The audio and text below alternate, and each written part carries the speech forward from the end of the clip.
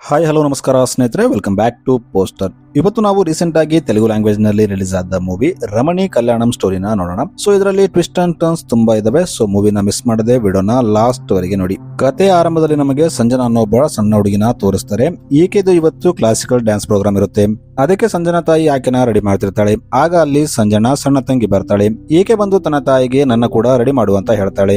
ಆದ್ರೆ ಸಂಜನಾ ಆಕೆಗೆ ಇವತ್ತು ನನ್ನ ಪ್ರೋಗ್ರಾಮ್ ಇದೆ, ಅದಕ್ಕೆ ಇವತ್ತು ನನ್ನ ಮಾತ್ರ ಮಮ್ಮಿ ರೆಡಿ ಮಾಡ್ತಾಳೆ ಅಂತ ಹೇಳ್ತಾಳೆ. ಇದರಿಂದ ಆ ಸಣ್ಣ ಹುಡುಗಿ ಸಂಜನಾ ಮೇಲೆ ಕೋಪ ಮಾಡ್ತಾಳೆ. ಇಲ್ಲಿವರು ಸಣ್ಣದಾಗಿ ಜಗಳ ಮಾಡ್ತಾರೆ. ಆದ್ರೆ ಹೇಗೋ ಮಾಡಿ ಅವರ ತಾಯಿ ಆಕೆನ ರೆಡಿ ಮಾಡಿ ಪ್ರೋಗ್ರಾಮ್ಗೆ ಕರ್ಕೊಂಡು ಹೋಗ್ತಿರ್ತಾಳೆ. ಇನ್ನು ಈಗ ಸಂಜನಾ ತನ್ನ ತಂದೆ ತಾಯಿ ಮತ್ತು ತಂಗಿ ಜೊತೆ ಪ್ರೋಗ್ರಾಮ್ಗೆ ಹೋಗ್ತಿರ್ತಾಳೆ. ಇವರು ದಾರಿಯಲ್ಲಿ ಹೋಗ್ತಿದ್ದಾಗ ಇವರ ಕಾರ್ಗೆ ಆಕ್ಸಿಡೆಂಟ್ ಆಗುತ್ತೆ. ಆಗ ಸಂಜನಾ ಕಾರಿಂದ ಹೊರಗೆ ಎಗರಿ ಬೀಳ್ತಾಳೆ. ಇನ್ನು ಸಂಜನಾ ತಂದೆ ತಾಯಿ ಮತ್ತು ಆಕೆ ತಂಗಿ ಕಾರಲ್ಲೇ ಸಿಕ್ಕಿ ಸತ್ತೋಗ್ತಾರೆ. ಈ ದೃಶ್ಯ ನೋಡಿ ಸಂಜನಾಗೆ ಸಡನ್ ಆಗಿ ಎಚ್ಚರಿಕೆ ಆಗುತ್ತೆ. ಈಗ ಸಂಜನಾ ದೊಡ್ಡವಳಾಗಿರ್ತಾಳೆ. ಅಂದ್ರೆ ಈಗ ಆಕೆ ತನ್ನ ಪಾಸ್ಟ್ ಅಲ್ಲಿ ನಡೆದ ಘಟನೆಯನ್ನ ಡ್ರೀಮ್ ಅಲ್ಲಿ ನೋಡ್ತಿರ್ತಾಳೆ. ಇನ್ನು ಆಕ್ಸಿಡೆಂಟ್ ಆಗಿ ಸಂಜನಾಗೆ ಕಣ್ಣು ಹೋಗಿರುತ್ತೆ. ಆಕೆಗೆ ಕಣ್ಣು ಕಾಣ್ತಿರಲ್ಲ. ಇಲ್ಲಿ ನಮಗೆ ಸಂಜನಾ ಮನೆಯಲ್ಲಿ 4 ಅನಾಥ ಮಕ್ಕಳಿದ್ದಾರೆ ಅಂತ ಗೊತ್ತಾಗುತ್ತೆ. ಸಂಜನಾ ಅವರನ್ನ ತಾನೇ ನೋಡ್ಕೊತಿರ್ತಾಳೆ. ಈಗ ಸಂಜನಾ ರೆಡಿಯಾಗಿ ತಾನು ಇಂಟರ್ವ್ಯೂ ಕೊಡಕ್ಕೆ ಒಂದು ಕಂಪನಿಗೆ ಹೋಗ್ತಾಳೆ. ಆಕೆ ಇಂಟರ್ವ್ಯೂಗೆ ಹೋಗ್ತಿದ್ದಾಗ ಆಕೆ ಪಕ್ಕದ ಮನೆಯಲ್ಲಿ ಒಬ್ಬ ಮುದುಕಿ ಇರ್ತಾಳೆ. ಈಕೆ ಸಂಜನನ್ನ ಮಾತಾಡಿಸ್ತಾಳೆ. ಈಗ ಸೀನಲ್ಲಿಂದ ರಾಮ್ ಅನ್ನೋ ವ್ಯಕ್ತಿ ಕಡೆ ಶಿಫ್ಟ್ ಆಗುತ್ತೆ. ಆಕ್ಚುಲಿ ರಾಮ್ಗೂ ಆಕ್ಸಿಡೆಂಟ್ ಆಗಿರುತ್ತೆ. ಆಕ್ಸಿಡೆಂಟ್ ಆದ್ಮೇಲೆ ರಾಮ್ ತನ್ನ 2 ಕಾಲನ್ನ ಕಳ್ಕೊಂಡಿರ್ತಾನೆ. ಅದಕ್ಕೆ ಅವನು ಯಾವಾಗ್ಲೂ ವೀಲ್ ಚೇರ್ ಮೇಲೆ ಇರ್ತಾನೆ. ಇನ್ನು ರಾಮ್ ತನ್ನ ಕಸನ್ ವಿಷ್ಣು ಮತ್ತು ಆಕೆ ಹೆಂಡತಿ ಮೀರಾ ಜೊತೆ ಅವರ ಮನೆಯಲ್ಲೇ ಇರ್ತಾನೆ. ಇಲ್ಲಿ ವಿಷ್ಣು ರಾಮ್ನ ತುಂಬಾ ಚೆನ್ನಾಗಿ ನೋಡ್ಕೊತಿರ್ತಾನೆ. ಆದ್ರೆ ರಾಮ್ಗೆ ಇದು ಇಷ್ಟ ಇರಲ್ಲ. ಅವನು ಯಾವಾಗ್ಲೂ ಬೇಜಾರಲ್ಲಿರ್ತಾನೆ. ಯಾಕಂದ್ರೆ ಅವನು ಕಾಲು ಕಳ್ಕೊಂಡದಾಗಿಂದ ಏನು ಮಾಡೋಕೆ ಆಗ್ತಿರಲ್ಲ. ಇದರಿಂದ ಅವನು ಡಿಪ್ರೆಷನ್ಗೆ ಹೋಗ್ತಿರ್ತಾನೆ. ಈಗ ಸೀನ್ ಮತ್ತೆ ಸಂಜನಾ ಕಡೆ ಶಿಫ್ಟ್ ಆಗುತ್ತೆ. ಹೀಗೆ ಇಂಟರ್ವ್ಯೂ ಕೊಡೋಕೆ ಒಂದು ಕಂಪನಿಗೆ ಬರ್ತಾಳೆ. ಇಲ್ಲಿ ಇವರು ಈಕೆ ಸರ್ಟಿಫಿಕೇಟ್ ನೋಡಿ ತುಂಬಾ ಖುಷಿ ಆಗ್ತಾರೆ. ಆದ್ರೆ ಆಕೆಗೆ ಜಾಬ್ ಕೊಡಲ್ಲ. ಏಕೆಂದ್ರೆ ಸಂಜನಾ ಬ್ಲೈಂಡ್ ಆಗಿರ್ತಾಳೆ. ಒಬ್ಬ ಬ್ಲೈಂಡ್ ಹುಡುಗಿ ಕಂಪನಿ ಕೆಲಸನ ಹೇಗೆ ನೋಡ್ಕೋತಾಳೆ ಅಂತ ಅವರು ಯೋಚನೆ ಮಾಡ್ತಿರ್ತಾರೆ. ಈಗ ವಿಷ್ಣು ರಾಮ್ನ ತನ್ನ ಪಬ್ಗೆ ಕರ್ಕೊಂಡು ಬರ್ತಾನೆ. ಈತನ ಒಂದು ಪಬ್ ಇರುತ್ತೆ. ರಾಮ್ ಇಲ್ಲಿ ಬಂದಾಗ ಸಂಜನಾ ಇಲ್ಲಿ ಸಿಂಗಿಂಗ್ ಮಾಡ್ತಿರ್ತಾಳೆ. ಆಕ್ಚುಲಿ ಸಂಜನಾಗೆ ಪರ್ಮನೆಂಟ್ ಜಾಬ್ ಸಿಕ್ಕಿರಲ್ಲ. ಅದಕ್ಕೆ ಆಕೆ ಇಲ್ಲಿ ಪಾರ್ಟ್ ಟೈಮ್ ಸಿಂಗಿಂಗ್ ಕೆಲಸ ಮಾಡ್ತಿರ್ತಾಳೆ. ಇಲ್ಲಿ ರಾಮ್ ಸಂಜನಾ ಸಿಂಗಿಂಗ್ ಕೇಳಿ ತುಂಬಾ ಇಂಪ್ರೆಸ್ ಆಗ್ತಾನೆ. ಈ ಹುಡುಗಿ ಇಷ್ಟು ಚೆನ್ನಾಗಿ ಆಡ್ತಿದ್ದಾಳೆ ಅಂತ ಅನ್ಕೋತಾನೆ. ಈಗ ಪ್ರೋಗ್ರಾಮ್ ಮುಗಿದ ಮೇಲೆ ವಿಷ್ಣು ಆಕೆಗೆ ಪೇಮೆಂಟ್ ಕೊಡ್ತಾನೆ ಮತ್ತು ನೀನು ಮನೆಗೆ ಸೇಫ್ ಆಗಿ ಹೋಗ್ತೀಯ ತಾನೆ ಅಂತ ಕೇಳ್ತಾನೆ. ಇಲ್ಲಿವರೆಗೆ ರಾಮ್ಗೆ ಸಂಜನಾ ಬ್ಲೈಂಡ್ ಆಗಿದ್ದಾಳೆ ಅಂತ ಗೊತ್ತಿರಲ್ಲ. ಈಗ ಅವನಿಗೆ ಸಂಜನಾ ಬ್ಲೈಂಡ್ ಇದ್ದಾಳೆ ಅಂತ ಗೊತ್ತಾಗುತ್ತೆ. ಆಗ ಸಂಜನಾ ವಿಷ್ಣುಗೆ ಪರವಾಗಿಲ್ಲ, ನಾನು ಒಬ್ಬಳೇ ಹೋಗ್ಬಹುದು ಅಂತ ಹೇಳ್ತಾಳೆ. ಇನ್ನು ಅದೇ ಪಬ್ ಅಲ್ಲಿ ದೀಪಕ್ ಅನ್ನೋ ಒಬ್ಬ ವ್ಯಕ್ತಿ ಇರ್ತಾನೆ. ಈತ FM ರೋಡಲ್ಲಿ ಕೆಲಸ ಮಾಡ್ತಿರ್ತಾನೆ. ಈತನಿಗೆ ಸಂಜನಾ ಸಾಂಗ್ ತುಂಬಾ ಇಷ್ಟ ಆಗುತ್ತೆ. ಅದಕ್ಕೆ ಅವನು ಸಂಜನಾ ಹತ್ರ ಹೋಗಿ, ನೀವು ತುಂಬಾ ಚೆನ್ನಾಗಿ ಹಾಡಾಡ್ತೀರಾ, ನಾನು ನಿಮ್ಮ ಮೇಲೆ ಒಂದು ಪ್ರೋಗ್ರಾಮ್ ಮಾಡ್ಬೇಕು ಅನ್ಕೊಂಡಿದ್ದೀನಿ, ನಿಮಗೆ ಮನಸ್ಸಿದ್ದರೆ ನೀವು FM ರೇಡಿಯೋಗೆ ಬನ್ನಿ ಅಂತ ಹೇಳ್ತಾನೆ. ಈಗ ಸಂಜನಾ ಇದನ್ನ ಕೇಳಿ ತುಂಬಾ ಖುಷಿ ಆಗ್ತಾಳೆ. ಆಯ್ತು ನಾನು ಬರ್ತೀನಿ ಅಂತ ಹೇಳ್ತಾಳೆ. ಆಗ ದೀಪಕ್ ಆಕೆ ಅಡ್ರೆಸ್ ಮತ್ತು ಡೀಟೇಲ್ಸ್ ತಗೊಂಡು ಆಕೆನ ಅಲ್ಲಿಂದ ಕಳಿಸ್ಬಿಡ್ತಾನೆ. ಈಗ ಸಂಜನಾ ಅಲ್ಲಿಂದ ಬೇಕರಿಗೆ ಹೋಗ್ತಾಳೆ ಮತ್ತು ತನ್ನ ಮನೆಯಲ್ಲಿದ್ದ ಹುಡುಗರಿಗಾಗಿ ಬಂದ್ ತಗೋತಾಳೆ. ಆಮೇಲೆ ಆಕೆ ದಾರಿಯಿಂದ ಬರ್ತಿದ್ದಾಗ ದಾರಿಯಲ್ಲಿ ಬರೋ ಹುಡುಗರು ಸಿಗರೆಟ್ ಸೇತಾ ಕೂತಿರ್ತಾರೆ ಮತ್ತು ಅವರು ಬರೋ ಹೋಗೋ ಹುಡುಗಿಯರನ್ನ ಚಡಾಯಿಸ್ತಿರ್ತಾರೆ. ಇದು ಗೊತ್ತಾದಾಗ ಸಂಜನಾ ಅವರಿಗೆ ಬೈತಾಳೆ. ನಿಮ್ಮ ವಯಸ್ಸು ಇನ್ನು 18 ವರ್ಷ ಆಗಿಲ್ಲ, ನೀವು ಸಿಗರೆಟ್ ಕುಡಿಯೋದು, ಹುಡುಗಿಯರನ್ನ ಚಡಾಯಿಸೋದು ಮಾಡಬಾರದು ಅಂತ ಹೇಳ್ತಾಳೆ. ಇದನ್ನ ಕೇಳಿ ಅವರಿಗೂ ಕೂಡ ನಾಚಿಕೆ ಆಗುತ್ತೆ. ಅವರು ಸಂಜನಾಗೆ ಆಯ್ತಕ್ಕ, ಇವಾಗಿಂದ ನಾವು ಆ ರೀತಿ ಮಾಡಲ್ಲ ಅಂತ ಹೇಳ್ತಾರೆ. ಇನ್ನು ಮಾರನೇ ದಿನ ಸಂಜನಾ ರೆಡ್ಯುರೇಷನ್ಗೆ ಹೋಗಿ ದೀಪಕ್ ನ ಮೀಟ್ ಆಗ್ತಾಳೆ. ಇಲ್ಲಿ ದೀಪಕ್ ಎಲ್ಲರನ್ನ ಸಂಜನಾಗೆ ಪರಿಚಯ ಮಾಡಿಸ್ತಾನೆ ಮತ್ತು ನಾನು ಸಂಜನಾಗೆ ಒಂದು ಪ್ರೋಗ್ರಾಮ್ ಕೊಡ್ಬೇಕು ಅನ್ಕೊಂಡಿದ್ದೀನಿ, ಇನ್ನು ಈಕೆ ಬ್ಲೈಂಡ್ ಆಗಿದ್ದಾಳೆ ಅಂತ ಹೇಳ್ತಾನೆ. ಇದನ್ನ ಕೇಳಿ ಸಂಜನಾ ಅವನನ್ನ ತಡಿತಾಳೆ. ಬ್ಲೈಂಡ್ ಅನ್ನೋದು ನನ್ನ ಕ್ವಾಲಿಫಿಕೇಶನ್ ಅಲ್ಲ, ನೀವು ಅದನ್ನ ಸುಮ್ನೆ ಹೇಳ್ಬೇಡಿ ಅಂತ ಹೇಳ್ತಾಳೆ. ಇದನ್ನ ಕೇಳಿ ದೀಪಕ್ಗೂ ಮುಜುಗರ ಆಗುತ್ತೆ. ಅವನು ಸಂಜನಾಗೆ ಸಾರಿ ಕೇಳ್ತಾನೆ. ಆಮೇಲೆ ಸಂಜನಾಗೆ ಒಂದು ರೇಡಿಯೋ ಶೋನ ಹೋಸ್ಟ್ ಮಾಡೋಕೆ ಅವಕಾಶ ಕೊಡ್ತಾನೆ. ಈಗ ಸಂಜನಾ ಅಲ್ಲಿಂದ ಸಾಯಂಕಾಲ ಆದಾಗ ಪಬ್ಗೆ ಬಂದು ಸಿಂಗಿಂಗ್ ಮಾಡೋಕೆ ಹೋಗ್ತಿರ್ತಾಳೆ. ಆಕೆ ಅಲ್ಲಿಂದ ಹೋಗ್ತಿದ್ದಾಗ ಇಬ್ಬರು ಹುಡುಗರು ಅಪೋಸಿಟ್ ಅಲ್ಲಿ ಬರ್ತಿರ್ತಾರೆ. ಸಂಜನಾ ಅವರಿಗೆ ಗುದ್ಬಿಡ್ತಾಳೆ. ಆಗ ಹುಡುಗರು ಸಂಜನೆಗೆ ಬೈತಾರೆ, ಕಾಣಲ್ವಾ, ನೋಡಿ ಹೋಗಕ್ಕಾಗಲ್ವಾ ಅಂತ ಹೇಳ್ತಾರೆ. ಆಗ ಅಲ್ಲೇ ಕೂತಿದ್ದ ರಾಮ್ ಇದನ್ನೆಲ್ಲ ನೋಡ್ತಾನೆ. ಆತ ಬಂದು ಅವರಿಗೆ ಸಂಜನೆಗೆ ಕಣ್ಣು ಕಾಣಲ್ಲ ಅಂತ ಹೇಳ್ತಾನೆ. ಇದನ್ನ ಕೇಳಿ ಸಂಜನೆಗೆ ಕೋಪ ಬರುತ್ತೆ. ಆಕೆ ರಾಮ್ಗೆ ಬೈತಾಳೆ, ನಾನು ನನ್ನ ತಪ್ಪನ್ನ ಮುಚ್ಚಿಡೋಕೆ ಡಿಸಬಿಲಿಟಿನ ಅಡ್ಡ ತರಲ್ಲ ಅಂತ ಹೇಳ್ತಾಳೆ. ಆಮೇಲೆ ಅವರಿಗೆ ಸಾರಿ ಕೇಳ್ತಾಳೆ. ನಂದೇ ತಪ್ಪು ಅಂತ ಹೇಳ್ತಾಳೆ. ಇನ್ನು ರಾಮ್ಗೆ ನನ್ನ ಡಿಸಬಿಲಿಟಿ ಬಗ್ಗೆ ಅವರಿಗೆ ಹೇಳಬಾರ್ದಾಗಿತ್ತು ಅಂತ ಹೇಳ್ತಾಳೆ. ಇದನ್ನ ಕೇಳಿ ರಾಮ್ಗೂ ಬೇಜಾರು ಅನ್ಸುತ್ತೆ. ಅದಕ್ಕೆ ಅವನು ಆಮೇಲೆ ಹೋಗಿ ಆಕೆಗೆ ಸಾರಿ ಕೇಳ್ತಾನೆ. ಇಲ್ಲಿ ವಿಷ್ಣು ಕೂಡ ಇರ್ತಾನೆ. ಆತ ಸಂಜನಾಗೆ ರಾಮ್ ವೀಲ್ ಚೇರ್ ಮೇಲೆ ಇದ್ದಾನೆ. ಅವನ ಲೈಫ್ ಕೂಡ ತುಂಬಾ ಸ್ಟ್ರಗಲ್ ಇಂದ ಕೂಡಿದೆ ಅಂತ ಹೇಳ್ತಾನೆ. ಆದ್ರೆ ಇದನ್ನ ಕೇಳಿ ಸಂಜನಾ ಅವನ ಮೇಲೆ ಸಿಂಪತಿ ತೋರಿಸಲ್ಲ. ಡಿಸಬಿಲಿಟಿನ ಸಿಂಪತಿಗಾಗಿ ಯೂಸ್ ಮಾಡಬಾರ್ದು. ನಾನು ರಾಮ್ನ ಸಾಮಾನ್ಯ ಮನುಷ್ಯನಂತೆ ನೋಡ್ತೀನಿ, ಅದೇ ರೀತಿ ನನ್ನ ಕೂಡ ಜನರು ಸಾಮಾನ್ಯ ಮನುಷ್ಯರಂತೆ ನೋಡ್ಬೇಕು ಅಂತ ಹೇಳ್ತಾಳೆ. ಇದನ್ನ ಕೇಳಿ ರಾಮ್ಗೆ ಆಕೆ ಮೇಲೆ ರೆಸ್ಪೆಕ್ಟ್ ಜಾಸ್ತಿ ಆಗುತ್ತೆ. ಯಾಕಂದ್ರೆ ರಾಮ್ಗೆ ಆಕ್ಸಿಡೆಂಟ್ ಆಗಿದ್ದಾಗಿನಿಂದ ಎಲ್ಲರೂ ಅವನನ್ನ ಸಿಂಪತಿಯಿಂದ ನೋಡ್ತಿರ್ತಾರೆ. ಇಲ್ಲಿವರೆಗೆ ಯಾರು ಅವನ ಜೊತೆ ನಾರ್ಮಲ್ ಆಗಿ ಬಿಹೇವ್ ಮಾಡಿರಲ್ಲ. ಇಲ್ಲಿ ರಾಮ್ಗೆ ಸಂಜನಾ ಅಂದ್ರೆ ಇಷ್ಟ ಆಗ್ತಿರುತ್ತೆ. ಯಾಕಂದ್ರೆ ಆಕೆ ತುಂಬಾ ಫ್ರೆಂಡ್ಲಿ ಆಗಿರ್ತಾಳೆ. ಹೀಗೆ ಒಂದು ದಿನ ಸಂಜನಾ ರೋಡ್ ಅಲ್ಲಿ ಐಸ್ ಕ್ರೀಮ್ ತಿಂತ ನಿಂತಿದ್ದಾಗ ಆ ಐಸ್ ಕ್ರೀಮ್ ಮಾಡೋ ಹುಡುಗನಿಂದ ಆಕೆಗೆ ಇಲ್ಲಿ ಒಂದು ಆಕ್ಸಿಡೆಂಟ್ ಆಗಿತ್ತು ಅಂತ ಗೊತ್ತಾಗುತ್ತೆ. ಇನ್ನು ಸಂಜನಾಗೆ ಆಕ್ಸಿಡೆಂಟ್ ಹೆಸರು ಕೇಳಿ ಆಕೆಯಲ್ಲಿದ್ದ ಟ್ರಾಮಾ ಟ್ರಿಗರ್ ಆಗುತ್ತೆ. ಆಕೆಗೆ ತುಂಬಾ ಎಂಗ್ಸೈಟಿ ಫೀಲ್ ಆಗ್ತಿರುತ್ತೆ. ಆಕೆ ತಕ್ಷಣ ಅಲ್ಲಿಂದ ತನ್ನ ಮನೆಗೆ ಬರ್ತಾಳೆ. ಇಲ್ಲಿ ಬಂದಾಗ ಸಂಜನಾ ಮನೆಯಲ್ಲಿದ್ದ ಹುಡುಗರು ಆಕೆ ಜೊತೆ ಏನಾಗ್ತಿದೆ ಅಂತ ಅರ್ಥವಾಗಲ್ಲ. ಅವರು ಭಯ ಪಡ್ತಿರ್ತಾರೆ. ಆಗ ಸಂಜನಾ ಅವರಿಗೆ ಏನಾಗಿಲ್ಲ, ನಾನು ನಾರ್ಮಲ್ ಆಗಿದ್ದೀನಿ ಅಂತ ಸಮಾಧಾನ ಮಾಡ್ತಾಳೆ. ಇನ್ನು ಸಂಜನಾ ಮನೆಯ ಪಕ್ಕದಲ್ಲಿದ್ದ ಅಜ್ಜಿ ಸಂಜನಾ ಮದುವೆಗಾಗಿ ಹುಡುಗರನ್ನ ಹುಡುಕ್ತಿರ್ತಾಳೆ. ಈಗ ಒಂದು ಹುಡುಗ ಸಂಜನಾ ನೋಡೋಕೆ ಬರ್ತಾನೆ. ಆಗ ಸಂಜನಾ ಅವನಿಗೆ ನಿನಗೆ ಮಕ್ಕಳಂದ್ರೆ ಇಷ್ಟನಾ ಅಂತ ಕೇಳ್ತಾಳೆ. ಆಗ ಆತ 4 ಹುಡುಗರಲ್ಲಿ ಒಬ್ಬರನ್ನ ಎತ್ಕೊಂಡು ಹೌದು ನನಗೆ ಮಕ್ಕಳಂದ್ರೆ ತುಂಬಾ ಇಷ್ಟ ಅಂತ ಹೇಳ್ತಾನೆ. ಆಗ ಸಂಜನಾ ಅವನಿಗೆ ನಮ್ಮ ಮದುವೆ ಆದ್ಮೇಲೆ ಈ ಮಕ್ಕಳು ಕೂಡ ನಮ್ಮ ಜೊತೆನೆ ಇರ್ತಾರೆ ಅಂತ ಹೇಳ್ತಾಳೆ. ಇದನ್ನ ಕೇಳಿ ಆ ಹುಡುಗ ಮಗುವನ್ನ ಕೆಳಗಿಟ್ಟು ಈ ಮದುವೆ ನನಗೆ ಬೇಡ ಅಂತ ಅಲ್ಲಿಂದ ಹೋಗ್ಬಿಡ್ತಾನೆ. ಇದನ್ನ ಕೇಳಿ ಅಜ್ಜಿ ಅವಕ್ಕೆ ಹತ್ರ ಬರ್ತಾಳೆ ಮತ್ತು ಆಕೆಗೆ ಬೈತಾಳೆ, ನೀನಾಕೆ ಪ್ರತಿಯೊಂದು ಹುಡುಗರ ಜೊತೆ ಇದೇ ರೀತಿ ಮಾಡ್ತೀಯಾ ಅಂತ ಕೇಳ್ತಾಳೆ. ಆಗ ಸಂಜನಾ ಈ ಹುಡುಗರನ್ನ ಬಿಟ್ಟು ನಾನು ಎಲ್ಲಿ ಹೋಗಲ್ಲ, ನನ್ನ ಮದುವೆ ಆಗೋನು ಇವರನ್ನ ಕೂಡ ಒಪ್ಕೋಬೇಕು ಅಂತ ಹೇಳ್ತಾಳೆ. ಇದನ್ನ ಕೇಳಿ ಆ ಮಕ್ಕಳಿಗೆ ತುಂಬಾ ಬೇಜಾರಾಗುತ್ತೆ. ಸಂಜನಾ ತಮ್ಮಿಂದಾಗಿನೇ ಮದುವೆ ಆಗ್ತಿಲ್ಲ ಅಂತ ಅನ್ಕೋತಾರೆ. ಈಗ ಸಂಜನಾ ಅಲ್ಲಿಂದ ತನ್ನ FM ರೇಡಿಯೋ ಶೋಗೆ ಹೋಗ್ತಾಳೆ. ಈಕೆಯಲ್ಲಿ ಒಂದು ಶೋನ ರನ್ ಮಾಡ್ತಿರ್ತಾಳೆ. ಆಕೆ ಶೋ ಅಲ್ಲಿ ಯಾರಿಗಾದ್ರೂ ಸಾರಿ ಕೇಳಬೇಕಿದ್ರೆ ಫೋನ್ ಮಾಡಿ ಸಾರಿ ಕೇಳಬಹುದು ಅಂತ ಹೇಳ್ತಿರ್ತಾಳೆ. ಈ ಶೋನ ರಾಮ್ ಕೂಡ ಕೇಳ್ತಿರ್ತಾನೆ. ಅವನಿಗೆ ಯಾರಿಗೋ ಸಾರಿ ಹೇಳ್ಬೇಕಂತ ಅನಿಸುತ್ತೆ. ಆಗ ಅವನು ಸಂಜನಾಗೆ ಕಾಲ್ ಹಚ್ತಾನೆ. ಸಂಜನಾ ಅವನಿಗೆ ನೀವು ಯಾರಿಗೆ ಸಾರಿ ಕೇಳಬೇಕು ಅನ್ಕೊಂಡಿದ್ರೋ ಕೇಳಿ ಅಂತ ಹೇಳ್ತಾಳೆ. ಆಗ ರಾಮ್ ಆಕೆಗೆ ಮೊದಲು ನನಗೆ ನಾನೇ ಸಾರಿ ಕೇಳಬೇಕು ಅನ್ಕೊಂಡಿದ್ದೀನಿ, ಯಾಕಂದ್ರೆ ನನ್ನ ನಾನೇ ತುಂಬಾ ಹರ್ಟ್ ಮಾಡಿದ್ದೀನಿ.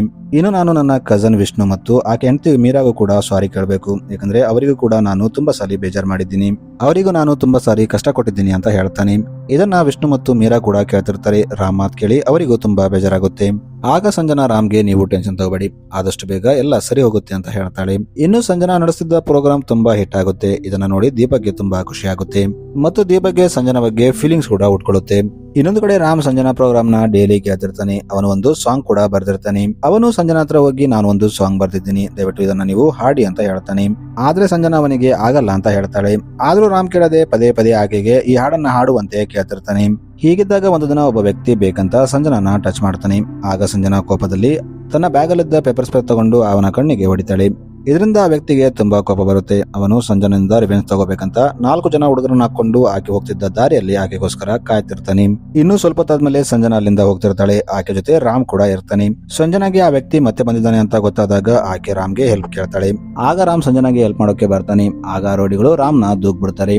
ರಾಮ್ ತಲೆ ಹೋಗಿ ಒಂದು ಕಂಬಕ್ಕೆ ಗುದ್ಕೊಳ್ಳುತ್ತೆ. ಆಗ ಅವನಿಗೆ ರಕ್ತ ಬರುತ್ತೆ. ಇದನ್ನ ನೋಡಿ ಭಯದಿಂದ ಆ ರೌಡಿಗಳು ಅಲ್ಲಿಂದ ಓಡೋಗ್ತಾರೆ. ಇದು ಗೊತ್ತಾದಾಗ ಸಂಜನಾ ಜೋರಾಗಿ ಕೂಗ್ತಾಳೆ. ಆಗ ಅಲ್ಲಿ ಜನ ಬರ್ತಾರೆ. ಇವರು ಬಂದು ರಾಮ್ನ ಹಾಸ್ಪಿಟಲ್ಗೆ ಜಾಯಿನ್ ಮಾಡ್ತಾರೆ. ಇಲ್ಲಿ ಸಂಜನಾ ಹಾಸ್ಪಿಟಲ್ ನಲ್ಲಿ ಕೂತಿರ್ತಾಳೆ. ಆಕೆ ತುಂಬಾ ಟೆನ್ಷನ್ ಅಲ್ಲಿ ಇರ್ತಾಳೆ. ಅದೇ ಟೈಮಲ್ಲಿ ಅಲ್ಲಿ ವಿಷ್ಣು ಬರ್ತಾನೆ. ಈತ ಬಂದು ಸಂಜನಾಗೆ ರಾಮ್ ಸ್ಟೋರಿನ ಹೇಳ್ತಾನೆ. ರಾಮ್ ಸುಮಾರು 17-18 ವರ್ಷದವನಾಗಿದ್ದಾಗ ಅವನು ಕ್ರಿಕೆಟರ್ ಆಗ್ಬೇಕಂತ ತುಂಬಾ ಆಸೆ ಪಟ್ಟಿದ್ದ. ಅದಕ್ಕಾಗಿ ಅವನು ತುಂಬಾ ಕಷ್ಟಪಟ್ಟು ಪ್ರಾಕ್ಟೀಸ್ ಕೂಡ ಮಾಡ್ತಿದ್ದ. ಅವನ ಪರಿಶ್ರಮ ಫಲ ಕೊಡ್ತು. ಅವನು ಇಂಡಿಯನ್ ಕ್ರಿಕೆಟ್ ಟೀಮ್ ಅಲ್ಲಿ ಸೆಲೆಕ್ಟ್ ಕೂಡ ಆದ. ಇದನ್ನ ನೋಡಿ ರಾಮ್ ತಂದೆ ತಾಯಿಗಳು ತುಂಬಾ ಖುಷಿಯಾಗಿರ್ತಾರೆ ಮತ್ತು ಅವರು ರಾಮ್ ಸೆಲೆಕ್ಟ್ ಆಗಿದ್ದನ್ನ ನೋಡಿ ಒಂದು ಪಾರ್ಟಿ ಕೊಡ್ತಾರೆ. ಅಲ್ಲಿ ವಿಷ್ಣು ಕೂಡ ಹೋಗಿರ್ತಾನೆ. ಇನ್ನು ವಿಷ್ಣು ಇಲ್ಲಿ ಏನೋ ಸಾಮಾನ್ ತರಬೇಕಂತ ಎದ್ದು ಹೊರಗೆ ಹೋಗ್ತಾನೆ. ಅವನು ವಾಪಸ್ ಬಂದಾಗ ಕೆಫೆಯಲ್ಲಿ ಒಂದು ಬ್ಲಾಸ್ಟ್ ಆಗಿರುತ್ತೆ. ಆ ಬ್ಲಾಸ್ಟ್ ನಲ್ಲಿ ರಾಮ್ ತನ್ನ ತಂದೆ ತಾಯಿಯನ್ನ ಕಳ್ಕೊಂಡಿರ್ತಾನೆ. ಇನ್ನು ಅವನ ಕಾಲ್ ಕೂಡ ಡ್ಯಾಮೇಜ್ ಆಗಿರುತ್ತೆ. ಈಗ ವಿಷ್ಣು ಅವನನ್ನ ಎತ್ಕೊಂಡು ಹೋಗಿ ಹಾಸ್ಪಿಟಲ್ಗೆ ಜಾಯ್ನ್ ಮಾಡ್ತಾನೆ. ಇನ್ನು ಸ್ವಲ್ಪ ದಿನ ಆದ್ಮೇಲೆ ರಾಮ್ಗೆ ಎಚ್ಚರಿಕೆ ಆಗುತ್ತೆ. ಅವನಿಗೆ ಎಚ್ಚರಿಕೆ ಆದಾಗ ಡಾಕ್ಟರ್ಸ್ ಅವನಿಗೆ ನಿನ್ನ ಕಾಲ್ಗಳು ತುಂಬಾ ಡ್ಯಾಮೇಜ್ ಆಗಿವೆ, ಈಗ ಲೈಫ್ ಪೂರ್ತಿ ನೀನು ನಡೆಯೋಕೆ ಆಗಲ್ಲ ಅಂತ ಹೇಳಿರ್ತಾರೆ. ಇದನ್ನ ಕೇಳಿ ರಾಮ್ ಡಿಪ್ರೆಷನ್ಗೆ ಹೋಗ್ತಾನೆ. ಆಗಿಂದ ಅವನು ಯಾವ ಕೆಲಸದಲ್ಲಿ ಇಂಟ್ರೆಸ್ಟ್ ತೋರಿಸ್ತಿರಲ್ಲ. ಇನ್ನು ರಾಮ್ ಬಿಸ್ನೆಸ್ ಎಲ್ಲ ವಿಷ್ಣುನೇ ನೋಡ್ಕೋತಿರ್ತಾನೆ. ಇದನ್ನ ಕೇಳಿ ಸಂಜನಾಗೆ ತುಂಬಾ ಬೇಜಾರಾಗುತ್ತೆ. ರಾಮ್ ತುಂಬಾ ಕಷ್ಟದಲ್ಲಿದ್ದಾನೆ ಅಂತ ಆಕೆ ಅರ್ಥ ಮಾಡ್ಕೋತಾಳೆ. ಈಗ ಸಂಜನಾ ಹೋಗಿ ರಾಮ್ನ ಮೀಟ್ ಆಗ್ತಾಳೆ. ಇಲ್ಲಿ ರಾಮ್ ಆಕೆಗೆ ಥ್ಯಾಂಕ್ಸ್ ಅಂತ ಹೇಳ್ತಾನೆ. ಇನ್ನು ರಾಮ್ ಸಂಜನಾಗೆ ಒಂದು ಲೆಟರ್ ಕೊಡ್ತಾನೆ. ಅದರಲ್ಲಿ ತಾನು ಬರೆದ ಸಾಂಗ್ ಇರುತ್ತೆ. ಈಗ ಸಂಜನಾ ಲೆಟರ್ ತಗೊಂಡು ನಾನು ಈ ಸಾಂಗ್ ನ ಹಾಡ್ತೀನಿ ಅಂತ ಹೇಳ್ತಾಳೆ. ಹೀಗೆ ಬರ್ತಾ ಬರ್ತಾ ರಾಮ್ ಮತ್ತು ಸಂಜನಾ ಕೂಡ ತುಂಬಾ ಕ್ಲೋಸ್ ಆಗ್ತಿರ್ತಾರೆ. ಇವರ ನಡುವೆ ಫೀಲಿಂಗ್ಸ್ ಉಟ್ಕೊಳ್ಳುತ್ತೆ. ಇವರು ಒಬ್ಬರ ಜೊತೆ ಒಬ್ಬರು ತುಂಬಾ ಟೈಮ್ ಸ್ಪೆಂಡ್ ಮಾಡ್ತಾರೆ. ಇನ್ನು ಸಂಜನಾ ರಾಮ್ನ ತನ್ನ ಮನೆಯಲ್ಲಿದ್ದ 4 ಹುಡುಗರ ಜೊತೆ ಮೀಟ್ ಮಾಡಿಸ್ತಾಳೆ. ರಾಮ್ ಅವರ ಜೊತೆ ಫ್ರೆಂಡ್ಶಿಪ್ ಮಾಡ್ಕೋತಾನೆ. ಇನ್ನು ರಾಮ್ ಯಾವಾಗ್ಲೂ ಸಂಜನಾ ಬಗ್ಗೆನೇ ಮಾತಾಡ್ತಿರ್ತಾನೆ. ಇದನ್ನ ನೋಡಿ ವಿಷ್ಣುಗೆ ರಾಮ್ ಸಂಜನನ್ನ ಲವ್ ಮಾಡ್ತಿದ್ದಾನೆ ಅಂತ ಅರ್ಥವಾಗುತ್ತೆ. ಆಗ ವಿಷ್ಣು ಆತನಿಗೆ ನಿನಗೆ ಸಂಜನಾ ಅಂದ್ರೆ ಲವ್ ಆಗಿದ್ದೇನೆ ಅಂತ ಕೇಳ್ತಾನೆ. ಆದ್ರೆ ರಾಮ್ ಇಲ್ಲ, ನಾನು ಆಕೆನ ಲವ್ ಮಾಡ್ತಿಲ್ಲ ಅಂತ ಹೇಳ್ತಾನೆ. ಆದ್ರೆ ಅವನು ಪದೇ ಪದೇ ಆಕೆ ಬಗ್ಗೆನೇ ಯೋಚನೆ ಮಾಡ್ತಿರ್ತಾನೆ. ಆಕೆ ಬಗ್ಗೆನೇ ಮಾತಾಡ್ತಿರ್ತಾನೆ. ಆಗ ಅವನಿಗೆ ಹೌದು ನನಗೆ ಸಂಜನಾ ಅಂದ್ರೆ ಲವ್ ಆಗಿದೆ ಅಂತ ಅರ್ಥವಾಗುತ್ತೆ. ಈಗ ನೆಕ್ಸ್ಟ್ ನಲ್ಲಿ ರಾಮ್ ಸಂಜನಾನ ಮೀಟ್ ಆಗೋಕೆ ಹೋಗ್ತಾನೆ. ಇಲ್ಲಿ ರಾಮ್ ಸಂಜನಾಗೆ ಪ್ರಪೋಸ್ ಮಾಡ್ತಾನೆ. ಆದ್ರೆ ಸಂಜನಾ ಅವನ ಮಾತನ್ನ ಕೇಳಿ ಅವನಿಗೆ ಏನು ಹೇಳದೆ ಅಲ್ಲಿಂದ ಎದ್ದು ಹೋಗ್ಬಿಡ್ತಾಳೆ. ಇದನ್ನ ನೋಡಿ ರಾಮ್ಗೆ ತಾನು ಸಂಜನಾಗೆ ಪ್ರಪೋಸ್ ಮಾಡಬಾರ್ದಾಗಿತ್ತೇನೋ ಅಂತ ಅನಿಸುತ್ತೆ. ಇನ್ನೊಂದು ಕಡೆ ನಮಗೆ ವಿಷ್ಣುನ ತೋರಿಸ್ತಾರೆ. ಈತ ರಾಮ್ ಡಾಕ್ಟರ್ ನ ಹೋಗಿ ಮೀಟ್ ಆಗ್ತಾನೆ. ಇಲ್ಲಿ ರಾಮ್ ಡಾಕ್ಟರ್ ವಿಷ್ಣುಗೆ ನಾವು ರಾಮ್ನ ಸಿಟಿ ಸ್ಕ್ಯಾನ್ ಮಾಡಿದ್ವಿ. ಆಗ ಅವನ ಬ್ರೈನ್ ಅಲ್ಲಿ ಒಂದು ಟ್ಯೂಮರ್ ಇದೆ ಅಂತ ಗೊತ್ತಾಯ್ತು. ಅವನ ಟ್ಯೂಮರ್ ತುಂಬಾ ದೊಡ್ಡದಾಗಿದೆ. ರಾಮ್ ಈಗ ಹೆಚ್ಚಂದ್ರೆ 2-3 ತಿಂಗಳು ಮಾತ್ರ ಬದುಕ್ತಾನೆ ಅಂತ ಹೇಳ್ತಾನೆ. ಇದನ್ನ ಕೇಳಿ ವಿಷ್ಣುಗೆ ತುಂಬಾ ಬೇಜಾರಾಗುತ್ತೆ. ಈಗ ತಾನೇ ರಾಮ್ ಲವ್ ಅಲ್ಲಿ ಬಿದ್ದಿದ್ದ. ಇಷ್ಟು ದಿನ ಆದ್ಮೇಲೆ ಅವನು ಡಿಪ್ರೆಷನ್ ಇಂದ ಹೊರಗೆ ಬಂದಿದ್ದ. ಆದ್ರೆ ಈಗ ಟ್ಯೂಮರ್ ವಿಷಯ ಗೊತ್ತಾದ್ರೆ ಅವನು ಮತ್ತೆ ಡಿಪ್ರೆಷನ್ಗೆ ಹೋಗ್ತಾನೆ ಅಂತ ಅನ್ಕೋತಾನೆ. ಈಗ ವಿಷ್ಣು ಅಲ್ಲಿಂದ ಮನೆಗೆ ಬರ್ತಾನೆ. ಇಲ್ಲಿ ಬಂದಾಗ ಅವನಿಗೆ ಒಂದು ವಿಷಯ ಗೊತ್ತಾಗುತ್ತೆ. ಆಕ್ಚುಲಿ ಸಂಜನಾ ರಾಮ್ ಪ್ರಪೋಸಲ್ ನ ಒಪ್ಕೊಂಡಿರ್ತಾಳೆ, ಆದ್ರೆ ನೀನು ಆರ್ಡಿನರಿ ಆಗಿ ಪ್ರಪೋಸ್ ಮಾಡ್ತೀಯ ಅಂತ ಕೋಪದಲ್ಲಿ ಅಲ್ಲಿಂದ ಎದ್ದು ಹೋಗಿರ್ತಾಳೆ. ಇದು ಗೊತ್ತಾಗಿ ವಿಷ್ಣು ಅವನ ಮುಂದೆ ನಗೋತರ ನಾಟಕ ಮಾಡ್ತಾನೆ. ಆದ್ರೆ ಮನಸ್ಸಲ್ಲಿ ಅವನಿಗೆ ತುಂಬಾ ಬೇಜಾರಾಗಿರುತ್ತೆ. ಅವನು ಟ್ಯೂಮರ್ ವಿಷಯ ರಾಮ್ಗೆ ಹೇಳಲ್ಲ. ಇನ್ನು ಸಂಜನಾ ತನ್ನ ಪ್ರೋಗ್ರಾಮ್ಗೆ ಬಂದಾಗ ಇಲ್ಲಿ ತನ್ನ ಲವ್ ಸ್ಟೋರಿ ಬಗ್ಗೆ ಹೇಳ್ತಾಳೆ. ನನಗೆ ಒಬ್ಬ ಹುಡುಗ ಇಷ್ಟ ಆಗಿದ್ದಾನೆ, ನಾನು ಅವನನ್ನ ತುಂಬಾ ಇಷ್ಟಪಡ್ತೀನಿ ಅಂತ ಹೇಳ್ತಾಳೆ. ಇದನ್ನ ಕೇಳಿ ದೀಪಕ್ಗೆ ತುಂಬಾ ಬೇಜಾರಾಗುತ್ತೆ. ಆದ್ರೂ ಅವನು ತನ್ನ ಫೀಲಿಂಗ್ಸ್ ನ ಮುಚ್ಚಿಟ್ಟು ಸಂಜನಾಗೆ ನಾನು ನಿನಗಾಗಿ ತುಂಬಾ ಖುಷಿಯಾಗಿದ್ದೀನಿ ಅಂತ ಹೇಳ್ತಾನೆ. ಇನ್ನು ಸಂಜನಾ ಅಲ್ಲಿಂದ ಮನೆಗೆ ಬಂದಾಗ ತನ್ನ ಮನೇಲಿದ್ದ ಹುಡುಗರಿಗೆ ನಾನು ರಾಮ್ನ ಇಷ್ಟಪಡ್ತಿದ್ದೀನಿ ಅಂತ ಹೇಳ್ತಾಳೆ. ಇದನ್ನ ಕೇಳಿ ಆ ಹುಡುಗರು ಸಂಜನಾಗೆ ಲವರ್ಸ್ ಅಂದ್ರೆ ಡೈಲಿ ಫೋನ್ ಅಲ್ಲಿ ಮಾತಾಡ್ಕೋತಾರೆ, ನೀವು ನೋಡಿದ್ರೆ ಫೋನ್ ಅಲ್ಲಿ ಮಾತಾಡ್ತಾನೆ ಇಲ್ಲ ಅಂತ ಹೇಳ್ತಾರೆ. ಇನ್ನೊಂದು ಕಡೆ ನಮಗೆ ರಾಮ್ನ ತೋರಿಸ್ತಾರೆ. ಇಲ್ಲಿ ಮೀರಾ ಕೂಡ ರಾಮ್ನ ಚಿಡಾಯಿಸ್ತಿರ್ತಾಳೆ, ನೀವು ಲವರ್ಸ್ ಆಗಿ ಫೋನ್ ಅಲ್ಲಿ ಯಾಕೆ ಮಾತಾಡ್ತಿಲ್ಲ ಅಂತ ಹೇಳ್ತಿರ್ತಾಳೆ. ಈಗ ರಾಮ್ ಈ ಮಾತನ್ನ ಕೇಳಿ ಸಂಜನಾಗೆ ಕಾಲ್ ಮಾಡ್ತಾನೆ. ಇವರಿಬ್ಬರು ತುಂಬಾ ಆಕ್ವರ್ಡ್ ರೀತಿಯಲ್ಲಿ ಮಾತಾಡ್ಕೊತಿರ್ತಾರೆ, ಯಾಕಂದ್ರೆ ಇವರಿಗೆ ಫೋನ್ ಅಲ್ಲಿ ಮಾತಾಡಿ ಅಷ್ಟೊಂದು ಎಕ್ಸ್ಪೀರಿಯನ್ಸ್ ಇರಲ್ಲ. ಇವರು ಈ ರೀತಿ ಮಾತಾಡೋದನ್ನ ನೋಡಿ ಮಕ್ಕಳು ಕೂಡ ಅವರನ್ನ ಗೇಲಿ ಮಾಡ್ತಿರ್ತಾರೆ. ಆಗ ಮೀರಾ ರಾಮ್ಗೆ ನೀನು ಒಂದು ಕೆಲಸ ಮಾಡು, ಸಂಜನಾಗೆ ಹೊರಗೆ ಡೇಟ್ಗೆ ಕರಿ ಅಂತ ಹೇಳ್ತಾಳೆ. ಆಗ ರಾಮ್ ಆಕೆಗೆ ನೀನು ನನ್ನ ಜೊತೆ ಡೇಟ್ಗೆ ಬರ್ತೀಯಾ ಅಂತ ಕೇಳ್ತಾನೆ. ಸಂಜನಾ ಕೂಡ ತಕ್ಷಣ ಹೌದು ಅಂತ ಒಪ್ಕೋತಾಳೆ. ಆದ್ರೆ ಇಲ್ಲಿ ವಿಷ್ಣು ಮಾತ್ರ ತುಂಬಾ ಬೇಜಾರಲ್ಲಿರ್ತಾನೆ, ಯಾಕಂದ್ರೆ ಅವನಿಗೆ ಮಾತ್ರ ಟ್ಯೂಮರ್ ಬಗ್ಗೆ ಗೊತ್ತಿರುತ್ತೆ. ಈಗ ಮಾರನೇ ದಿನ ವಿಷ್ಣು ಮತ್ತೆ ಡಾಕ್ಟರ್ ನ ಮೀಟ್ ಆಗೋಕೆ ಹೋಗ್ತಾನೆ. ಈ ರೋಗಕ್ಕೆ ಏನಾದ್ರೂ ಔಷಧಿ ಇದೆನಾ ಅಂತ ಕೇಳ್ತಾನೆ. ಆದ್ರೆ ಡಾಕ್ಟರ್ ಅವನಿಗೆ ಈ ರೋಗಕ್ಕೆ ಯಾವ ಔಷಧಿ ಇಲ್ಲ, ರಾಮ್ಗೆ ನೀನು ಆದಷ್ಟು ಬೇಗ ನಿಜ ಹೇಳಿದ್ರೆ ಒಳ್ಳೇದು ಅಂತ ಹೇಳ್ತಾನೆ. ಆದ್ರೆ ವಿಷ್ಣು ರಾಮ್ಗೆ ಈ ವಿಷಯ ಹೇಳಬಾರ್ದಂತ ಡಿಸೈಡ್ ಮಾಡಿರ್ತಾನೆ. ಆದ್ರೆ ಅವನು ಸಂಜನಾಗೆ ಈ ವಿಷಯ ಹೇಳ್ಬೇಕಂತ ಅನ್ಕೋತಾನೆ, ಏಕೆಂದ್ರೆ ಸಂಜನಾ ಕೂಡ ರಾಮ್ನ ತುಂಬಾ ಇಷ್ಟಪಡ್ತಿರ್ತಾಳೆ. ಅವನು ಸಾಯ್ತಾನಂತ ಗೊತ್ತಿದ್ರೆ ಆಕೆ ಕೂಡ ಡಿಪ್ರೆಷನ್ ಗೆ ಹೋಗ್ಬೋದು ಅಂತ ಅನ್ಕೋತಾನೆ. ಇನ್ನು ಈಗ ಡೇಟ್ ದಿನ ಬರುತ್ತೆ. ಇಲ್ಲಿ ಸಂಜನಾನ ಆ ಹುಡುಗರು ರೆಡಿ ಮಾಡ್ತಿರ್ತಾರೆ. ಇನ್ನೊಂದು ಕಡೆ ನಮಗೆ ರಾಮ್ನ ತೋರಿಸ್ತಾರೆ. ರಾಮ್ನ ಮೀರಾ ರೆಡಿ ಮಾಡ್ತಿರ್ತಾಳೆ. ಈಗ ಇವರಿಬ್ಬರು ರೆಡಿಯಾಗಿ ಡೇಟ್ಗೆ ಹೋಗ್ಬೇಕಂತ ಸಂಜನಾ ಮನೆಗೆ ಬರ್ತಾರೆ. ಇಲ್ಲಿ ವಿಷ್ಣು ಅವರಿಗೆ ನಾನು ನಿಮ್ಮನ್ನ ಕಾರಲ್ಲಿ ಒಂದು ಹೋಟೆಲ್ಗೆ ಡ್ರಾಪ್ ಮಾಡ್ತೀನಿ ಅಂತ ಹೇಳ್ತಾನೆ. ಆದ್ರೆ ಸಂಜನಾ ಅವರಿಗೆ ಇಲ್ಲ, ನಾವು ನಡ್ಕೊಂಡೆ ಅಲ್ಲಿಗೆ ಹೋಗ್ತೀವಿ ಅಂತ ಹೇಳ್ತಾಳೆ. ಇದನ್ನು ಕೇಳಿ ವಿಷ್ಣು ಹೋಟೆಲ್ ತುಂಬಾ ದೂರ ಇದೆ, ನೀವು ನಡ್ಕೊಂಡು ಹೋಗಕ್ಕೆ ಆಗಲ್ಲ ಅಂತ ಹೇಳ್ತಾನೆ. ಆದ್ರೂ ಸಂಜನಾ ಅವನ ಮಾತನ್ನ ಕೇಳದೇ ಇಲ್ಲ, ನಾವು ನಡ್ಕೊಂಡೇ ಹೋಗ್ತೀವಿ, ಇಲ್ಲಾಂದ್ರೆ ನಾನು ಡೇಟ್ಗೆ ಹೋಗಲ್ಲ ಅಂತ ಹೇಳ್ತಾಳೆ. ಆಕ್ಚುಲಿ ಸಂಜನಾ ಮನಸ್ಸಲ್ಲಿ ಕಾರ್ ಅಂದ್ರೆ ಭಯ ಇರುತ್ತೆ, ಯಾಕಂದ್ರೆ ಆಕೆಗೆ ಕಾರಲ್ಲೇ ಆಕ್ಸಿಡೆಂಟ್ ಆಗಿರುತ್ತೆ. ಆಕೆ ಕಾರ್ ಏರಿದ್ರೆ ತನ್ನ ಟ್ರೋಮಾ ಟ್ರಿಗರ್ ಆಗ್ತಿರುತ್ತೆ. ಇನ್ನು ಮಾರನೇ ದಿನ ಸಂಜನಾ ಪ್ರೋಗ್ರಾಮ್ಗೆ ಹೋಗ್ತಾಳೆ. ಈಕೆ ಪ್ರೋಗ್ರಾಮ್ ನಲ್ಲಿದ್ದಾಗ ಒಬ್ಬ ವ್ಯಕ್ತಿ ಕಾಲ್ ಮಾಡ್ತಾನೆ. ಈತ ಸಂಜನಾಗೆ ನಾನು ನಿನ್ನೆ ರಾತ್ರಿ ನನ್ನ ಗರ್ಲ್ ಫ್ರೆಂಡ್ಗೆ ಒಂದು ಸರ್ಪ್ರೈಸ್ ನ ಕೊಟ್ಟಿದ್ದೆ, ಅದು ಅವರ ಮನೆಯವರೆಗೆ ಸಿಕ್ಕಿ ಆಕೆಗೆ ತುಂಬಾ ಬೈದ್ರು. ಆಕೆ ನೋಡಿದ್ರೆ ಈಗ ನನ್ನ ಜೊತೆ ಜಗಳ ಮಾಡ್ತಿದ್ದಾಳೆ, ನೀನಾಕೆ ಸರ್ಪ್ರೈಸ್ ಕೊಟ್ಟೆ ಅಂತ ಹೇಳ್ತಿದ್ದಾಳೆ ಅಂತ ಹೇಳ್ತಾನೆ. ಇದನ್ನ ಕೇಳಿ ಸಂಜನಾ ಅವನಿಗೆ ಬೈತಾಳೆ, ನೀನಾಕೆ ಅವರ ಪೇರೆಂಟ್ಸ್ ಗೆ ಸಿಗೋ ತರ ಸರ್ಪ್ರೈಸ್ ಕೊಟ್ಟೆ ಅಂತ ಕೇಳ್ತಾಳೆ. ಇನ್ನು ನೀನು ಆಕೆಗೆ ಮೊದಲೇ ಸರ್ಪ್ರೈಸ್ ಬಗ್ಗೆ ಹೇಳ್ಬೇಕಾಗಿತ್ತು ಅಂತ ಹೇಳ್ತಾಳೆ. ಇದನ್ನ ಕೇಳಿ ಆ ವ್ಯಕ್ತಿ ಕನ್ಫ್ಯೂಸ್ ಆಗ್ತಾನೆ. ಆಗ ಹುಡುಗ ಸರ್ಪ್ರೈಸ್ ಅಂದ್ರೆ ಹೇಳದೆ ಕೊಡುದು, ಹೇಳಿ ಯಾರು ಸರ್ಪ್ರೈಸ್ ಕೊಡ್ತಾರೆ ಅಂತ ಕೇಳ್ತಾನೆ. ಈಗ ಇವರ ನಡುವೆ ಜಗಳ ಆಗುತ್ತೆ. ಸಂಜನಾ ಅವನ ಮೇಲೆ ತುಂಬಾ ಸೆಟ್ ಮಾಡ್ಕೊತಿರ್ತಾಳೆ. ಆಗ ದೀಪಕ್ ಅಡ್ಡ ಬಂದು ಸಿಚುವೇಶನ್ ನ ಕಂಟ್ರೋಲ್ ಮಾಡ್ತಾನೆ. ಇಲ್ಲಿ ದೀಪಕ್ ಸಂಜನಾಗೆ ಅಷ್ಟಕ್ಕೂ ನೀನ್ ಯಾಕೆ ಇಷ್ಟೊಂದು ಕೋಪದಲ್ಲಿದ್ಯಾ ಅಂತ ಕೇಳ್ತಾನೆ. ಆಗ ಸಂಜನಾ ದೀಪಕ್ಗೆ ನಿನ್ನೆ ರಾತ್ರಿ ನನ್ನ ಮತ್ತು ರಾಮ್ ನಡುವೆ ಜಗಳ ಆಯ್ತು ಅಂತ ಹೇಳ್ತಾಳೆ. ಇನ್ನೊಂದು ಕಡೆ ಮೀರಾನ ತೋರಿಸ್ತಾರೆ. ಈಕೆ ರಾಮ್ಗೆ ಸಮಜಾಯಿಸ್ತಿರ್ತಾಳೆ, ನೀನು ಸಂಜನಾ ಜೊತೆ ಅಷ್ಟೊಂದು ಕೋಪದಲ್ಲಿ ಮಾತಾಡಬಾರ್ದಾಗಿತ್ತು ಅಂತ ಹೇಳ್ತಾಳೆ. ಆಗ ರಾಮ್ ಸಂಜನಾಗೆ ಕಾಲ್ ಮಾಡ್ತಾನೆ ಮತ್ತು ಆಕೆಗೆ ಸಾರಿ ಕೇಳ್ತಾನೆ, ನಂದೇ ತಪ್ಪು ಅಂತ ಹೇಳ್ತಾನೆ. ಈಗ ಇವರು ನಾರ್ಮಲ್ ಆಗಿ ಮಾತಾಡ್ತಾರೆ. ಸಂಜನಾ ಕೋಪ ಹೋಗಿರುತ್ತೆ. ಇನ್ನು ರಾಮ್ ಆಗಾಗ ಸಂಜನಾ ಆಫೀಸ್ಗೆ ಹೋಗ್ತಿರ್ತಾನೆ. ಇಲ್ಲಿ ಬಂದು ಅವರು ಆಟ ಕೂಡ ಆಡ್ತಿರ್ತಾರೆ. ಇಲ್ಲಿ ರಾಮ್ ಒಂದು ವಿಷಯನ ಗಮನಿಸ್ತಾನೆ, ದೀಪಕ್ ಸಂಜನಾ ಜೊತೆ ತುಂಬಾ ಫ್ರೀ ಆಗಿ ಮಾತಾಡ್ತಿರ್ತಾನೆ. ಆದ್ರೆ ಅವನು ಇವರಿಬ್ಬರು ನಾರ್ಮಲ್ ಫ್ರೆಂಡ್ಸ್ ಅಂತ ಸುಮ್ಮನೆ ಇರ್ತಾನೆ. ಇನ್ನೊಂದು ಕಡೆ ಸಂಜನಾ ಮನೆ ಪಕ್ಕದಲ್ಲಿದ್ದ ಅಜ್ಜಿಗೂ ಕೂಡ ರಾಮ್ ಅಂದ್ರೆ ತುಂಬಾ ಇಷ್ಟ ಇರುತ್ತೆ. ಹೀಗಿದ್ದಾಗ ಒಂದು ದಿನ ರಾಮ್ ಸಂಜನಾ ಮನೆಯಲ್ಲಿರ್ತಾನೆ. ಆ ಹುಡುಗರ ಜೊತೆ ಆಟ ಆಡ್ತಿರ್ತಾನೆ. ಅದೇ ಟೈಮಲ್ಲಿ ಒಬ್ಬ ಹುಡುಗನ ಆರೋಗ್ಯ ಕೆಡುತ್ತೆ. ಈಗ ಅವರು ಅವನನ್ನ ಹಾಸ್ಪಿಟಲ್ಗೆ ಕರ್ಕೊಂಡು ಹೋಗ್ಬೇಕಂತ ಅನ್ಕೋತಾರೆ. ಆದ್ರೆ ಇಲ್ಲಿ ಒಂದು ಪ್ರಾಬ್ಲಮ್ ಬರುತ್ತೆ. ರಾಮ್ಗೆ ಸರಿಯಾಗಿ ಕಾರ್ ಓಡಿಸೋಕೆ ಬರಲ್ಲ, ಯಾಕಂದ್ರೆ ಅವನಿಗೆ ಕಾಲೇ ಇರಲ್ಲ. ಇನ್ನು ಸಂಜನಾಗೆ ಕಾರ್ ಅಂದ್ರೆ ತುಂಬಾ ಭಯ ಇರುತ್ತೆ. ಆಕೆ ಆಕ್ಸಿಡೆಂಟ್ ಟ್ರಾಮಾ ಆಕೆ ಮೈಂಡ್ ಅಲ್ಲಿ ಓಡ್ತಿರುತ್ತೆ. ಆದ್ರೆ ಇವರು ಆ ಹುಡುಗನ ಪ್ರಾಣ ಕಾಪಾಡೋಕೆ ಹೇಗಾದ್ರೂ ಮಾಡಿ ಅವನನ್ನ ಹಾಸ್ಪಿಟಲ್ಗೆ ಕರ್ಕೊಂಡು ಹೋಗ್ಬೇಕಂತ ಕಾರ್ ಓಡಿಸೋಕೆ ರೆಡಿ ಆಗ್ತಾರೆ. ರಾಮ್ ಸಂಜನಾಗೆ ನೀನು ಎಕ್ಸಲೇಟರ್ ಮತ್ತು ಬ್ರೇಕ್ ನ ನೋಡ್ಕೋ, ನಾನು ಸ್ಟೇರಿಂಗ್ ನ ನೋಡ್ಕೋತೀನಿ ಅಂತ ಹೇಳ್ತಾನೆ. ಈಗ ಇವರಿಬ್ಬರು ಸೇರಿ ಹೇಗೋ ಮಾಡಿ ಆ ಹುಡುಗನನ್ನ ಹಾಸ್ಪಿಟಲ್ಗೆ ಕರ್ಕೊಂಡು ಬರ್ತಾರೆ. ಇಲ್ಲಿ ಡಾಕ್ಟರ್ ಆ ಹುಡುಗನಿಗೆ ಟ್ರೀಟ್ಮೆಂಟ್ ಮಾಡ್ತಿದ್ದಾಗ ಸಂಜನಾ ಮತ್ತು ರಾಮ್ ಹೊರಗೆ ಕೂತಿರ್ತಾರೆ. ರಾಮ್ ಸಂಜನಾಗೆ ನಿನಗೆ ಅಷ್ಟಕ್ಕೂ ಕಾರ್ ಅಂದ್ರೆ ಯಾಕೆ ಅಷ್ಟೊಂದು ಭಯ ಅಂತ ಕೇಳ್ತಾನೆ. ಇದನ್ನ ಕೇಳಿ ಸಂಜನಾ ರಾಮ್ಗೆ ತನ್ನ ಸ್ಟೋರಿನ ಹೇಳ್ಬೇಕಂತ ಅನ್ಕೋತಾಳೆ. ಆಕೆ ತನ್ನ ಸ್ಟೋರಿನ ಸ್ಟಾರ್ಟ್ ಮಾಡೋಷ್ಟರಲ್ಲಿ ರಾಮ್ಗೆ ಚಕ್ರ ಬರುತ್ತೆ. ಅವನು ಅಚಾನಕ್ ಆಗಿ ಅಲ್ಲಿ ಮೂರ್ಛೆ ಹೋಗ್ತಾನೆ. ಸಂಜನಾಗೆ ಏನು ಅರ್ಥ ಆಗಲ್ಲ. ಆಕೆ ತಕ್ಷಣ ಡಾಕ್ಟರ್ನ ಕರೆದು ರಾಮ್ನ ಹಾಸ್ಪಿಟಲ್ ನಲ್ಲಿ ಜಾಯ್ನ್ ಮಾಡ್ತಾಳೆ. ಆಮೇಲೆ ಆಕೆ ವಿಷ್ಣುಗೆ ಕಾಲ್ ಮಾಡಿ ಕರೀತಾಳೆ. ಈತ ರಾಮ್ಗೆ ಟ್ರೀಟ್ಮೆಂಟ್ ಕೊಡ್ತಿದ್ದ ಅದೇ ಡಾಕ್ಟರ್ ಹತ್ರ ರಾಮ್ನ ಕರ್ಕೊಂಡು ಹೋಗ್ತಾನೆ. ಆಕ್ಚುಲಿ ಅವನಿಗೆ ಬ್ರೈನ್ ಟ್ಯೂಮರ್ ಇದ್ದಿದ್ದರಿಂದ ಅವನು ಚಕ್ರ ಬಂದು ಬಿದ್ದಿರ್ತಾನೆ. ಇನ್ನು ಸಂಜನಾ ಅದೇ ಹುಡುಗನ ಹತ್ರ ಇರ್ತಾಳೆ. ಆಕೆ ವಿಷ್ಣುಗೆ ಪದೇ ಪದೇ ಕಾಲ್ ಮಾಡಿ ರಾಮ್ ಬಗ್ಗೆ ಕೇಳ್ತಿರ್ತಾಳೆ. ಆದ್ರೆ ವಿಷ್ಣು ಆಕೆಗೆ ಏನು ಹೇಳಲ್ಲ. ರಾಮ್ಗೆ ಸ್ವಲ್ಪ ಆರೋಗ್ಯ ಸರಿ ಇಲ್ಲ ಅಷ್ಟೇ, ಅವನು ನಾರ್ಮಲ್ ಆಗಿದ್ದಾನೆ ಈಗ ಅಂತ ಹೇಳ್ತಾನೆ. ಇದನ್ನ ಕೇಳಿ ಸಂಜನಾಗೆ ಸ್ವಲ್ಪ ರಿಲ್ಯಾಕ್ಸ್ ಆಗುತ್ತೆ. ಇನ್ನು ಸ್ವಲ್ಪದಾದ್ಮೇಲೆ ರಾಮ್ಗೆ ಎಚ್ಚರಿಕೆ ಆಗುತ್ತೆ. ಅವನು ವಿಷ್ಣುಗೆ ಅಷ್ಟಕ್ಕೂ ನನಗೆ ಏನಾಗಿದೆ ಅಂತ ಕೇಳ್ತಾನೆ. ಆದ್ರೆ ವಿಷ್ಣು ಆತನಿಗೆ ಸುಳ್ಳು ಹೇಳ್ತಾನೆ. ನಿನಗೇನು ಆಗಿಲ್ಲ, ಸ್ವಲ್ಪ ಚಕ್ಕರ್ ಬಂದಿತ್ತು, ಈಗ ನೀನು ನಾರ್ಮಲ್ ಆಗಿದ್ಯಾ ಅಂತ ಹೇಳ್ತಾನೆ. ಇನ್ನು ರಾಮ್ಗೆ ಡಿಸ್ಚಾರ್ಜ್ ಆದಾಗ ಅವನು ಮನೆಗೆ ಬರ್ತಾನೆ. ಅವನು ಅಲ್ಲಿಂದ ಸೀದಾ ಸಂಜನಾ ಮನೆಗೆ ಹೋಗ್ತಾನೆ. ಇಲ್ಲಿ ಸಂಜನಾ ಮನೆಯಲ್ಲಿದ್ದ ಹುಡುಗರು ರಾಮ್ನ ನೋಡಿ ತುಂಬಾ ಖುಷಿ ಆಗ್ತಾರೆ. ಅವರು ಅವನ ಜೊತೆ ನಾರ್ಮಲ್ ಆಗಿ ಬಿಹೇವ್ ಮಾಡೋಕೆ ಟ್ರೈ ಮಾಡ್ತಿರ್ತಾರೆ. ಇನ್ನು ಅದೇ ಟೈಮಲ್ಲಿ ಅಲ್ಲಿ ಸಂಜನಾ ಬರ್ತಾಳೆ. ಇವತ್ತು ನಾವೆಲ್ಲ ಸೇರಿ ಒಟ್ಟಿಗೆ ಊಟ ಮಾಡೋಣ ಅಂತ ಹೇಳ್ತಾಳೆ. ಇನ್ನು ಸ್ವಲ್ಪ ತಾದ್ಮೇಲೆ ರಾಮ್ ಮತ್ತು ಸಂಜನಾ ಒಂದು ಕಡೆ ಕೂತಿರ್ತಾರೆ. ಆಗ ಸಂಜನಾ ರಾಮ್ಗೆ, ನಾನು ನಿನ್ನ ಮುಖನ ಫೀಲ್ ಮಾಡ್ಬೇಕು ಅನ್ಕೊಂಡಿದ್ದೀನಿ, ನಾನು ಅದನ್ನ ಮುಟ್ಟಿ ನೋಡ್ತೀನಿ ಅಂತ ಹೇಳ್ತಾಳೆ. ಈಗ ಸಂಜನಾ ರಾಮ್ ಮುಖನ ಮುಟ್ಟಿ ನೋಡ್ತಾಳೆ ಮತ್ತು ಅವನಿಗೆ, ನೀನು ತುಂಬಾ ಹ್ಯಾಂಡ್ಸಮ್ ಆಗಿದ್ಯಾ ಅಂತ ಹೇಳ್ತಾಳೆ. ಇದನ್ನ ಕೇಳಿ ರಾಮ್ ತುಂಬಾ ಶೈ ಫೀಲ್ ಆಗ್ತಾನೆ. ಅವನು ಆಕೆಗೆ ಹಾಗೇನಿಲ್ಲ ಅಂತ ಹೇಳ್ತಾನೆ. ಇನ್ನು ರಾಮ್ ಅಲ್ಲಿಂದ ಮನೆಗೆ ಬಂದಾಗ ಮೀರಾಗೆ ಇದೇ ವಿಷಯನ ಹೇಳ್ತಾನೆ. ಇದನ್ನ ಕೇಳಿ ಮೀರಾ ತುಂಬಾ ಖುಷಿ ಆಗ್ತಾಳೆ. ಆಕೆ ರಾಮ್ಗೆ, ನೀನು ಸಂಜನಾಗೆ ಮದುವೆಗೆ ಕೇಳು ಅಂತ ಹೇಳ್ತಾಳೆ. ಇದನ್ನ ಕೇಳಿ ವಿಷ್ಣು ಅಡ್ಡ ಮಾತಾಡ್ತಾನೆ. ನೀನು ಈಗ ಸದ್ಯ ಮದುವೆಗೆ ಕೇಳಬೇಡ, ನಾವು ನಿಮ್ಮ ಕುಂಡ್ಲಿನ ಮ್ಯಾಚ್ ಮಾಡಿ ನೋಡೋಣ ಅಂತ ಹೇಳ್ತಾನೆ. ಇದನ್ನ ಕೇಳಿ ಮೀರಾ ವಿಷ್ಣು ಮೇಲೆ ಕೋಪ ಮಾಡ್ತಾಳೆ. ನೀನ್ ಯಾವಾಗಿಂದ ಕುಂಡ್ಲಿನ ನಂಬ್ತೀಯಾ? ಅವರಿಬ್ಬರು ಒಬ್ಬರನ್ನೊಬ್ಬರು ಇಷ್ಟಪಡ್ತಿದ್ದಾರೆ, ಅದಕ್ಕಿಂತ ದೊಡ್ಡ ಕುಂಡ್ಲಿ ಯಾವುದಿಲ್ಲ ಅಂತ ಹೇಳ್ತಾಳೆ. ಇದನ್ನ ಕೇಳಿ ವಿಷ್ಣುಗೂ ಏನ್ ಮಾತಾಡ್ಬೇಕಂತ ಗೊತ್ತಾಗಲ್ಲ. ಅವನು ಮೀರಾ ಮತ್ತು ರಾಮ್ಗೆ, ಆಯ್ತು ನೀನು ಸಂಜನಾಗೆ ಮದುವೆಗೆ ಕೇಳು ಅಂತ ಹೇಳ್ತಾನೆ. ಆಮೇಲೆ ವಿಷ್ಣು ಸಂಜನನ ಮೀಟ್ ಆಗ್ತಾನೆ ಮತ್ತು ಆಕೆಗೆ, ನಾನು ಅಸ್ಟ್ರಾಲಜಿಯಲ್ಲಿ ಚೆಕ್ ಮಾಡಿದೆ, ಅವರ ಪ್ರಕಾರ ನೀವು ಈಗ ಸದ್ಯ ಮದುವೆ ಆಗೋದು ಸರಿಯಲ್ಲ, ಸ್ವಲ್ಪ ದಿನ ವೇಟ್ ಮಾಡಿ ಅಂತ ಹೇಳ್ತಾನೆ. ಆದ್ರೆ ಸಂಜನಾ ಅವನ ಮಾತಿಗೆ ಒಪ್ಪಲ್ಲ. ನಾವು ಇಷ್ಟು ದಿನ ವೇಟ್ ಮಾಡಿದ್ದೆ ಸಾಕು, ಈಗ ನಾವು ಮದುವೆ ಆಗ್ತೀವಿ ಅಂತ ಹೇಳ್ತಾಳೆ. ಇದನ್ನ ಕೇಳಿ ವಿಷ್ಣುಗೆ ಏನ್ ಮಾಡ್ಬೇಕಂತ ಗೊತ್ತಾಗ್ತಿರಲ್ಲ. ಅವನಿಗೆ ತುಂಬಾ ಗಿಲ್ಟ್ ಫೀಲ್ ಆಗ್ತಿರುತ್ತೆ. ಈಗ ಸ್ವಲ್ಪ ದಿನ ಆದ್ಮೇಲೆ ಮದುವೆ ಕಾರ್ಡ್ ಕೂಡ ಪ್ರಿಂಟ್ ಆಗುತ್ತೆ. ಈಗ ವಿಷ್ಣು ಮದುವೆ ಕಾರ್ಡ್ ತಗೊಂಡು ಡಾಕ್ಟರ್ ಹತ್ರ ಹೋಗ್ತಾನೆ. ಇದನ್ನ ನೋಡಿ ಡಾಕ್ಟರ್ ಅವನಿಗೆ ತುಂಬಾ ಬೈತಾನೆ. ನಿನಗೆ ನಾನು ಮೊದ್ಲೇ ಹೇಳಿದ್ದೆ, ಆ ಹುಡುಗಿಯ ಜೀವನ ಹಾಳಾಗುತ್ತೆ, ನೀನು ಆಕೆಗೆ ಈ ವಿಷಯನ ಮೊದಲೇ ಹೇಳಬೇಕಾಗಿತ್ತು ಅಂತ ಹೇಳ್ತಾನೆ. ಆದ್ರೆ ವಿಷ್ಣು ಡಾಕ್ಟರ್ಗೆ, ನಾನು ಈ ಮದುವೆನ ತಡೆಯೋಕೆ ತುಂಬಾ ಸಾರಿ ಟ್ರೈ ಮಾಡಿದೆ, ಆದ್ರೆ ಅದು ನನ್ನಿಂದ ಆಗ್ಲಿಲ್ಲ ಅಂತ ಹೇಳ್ತಾನೆ.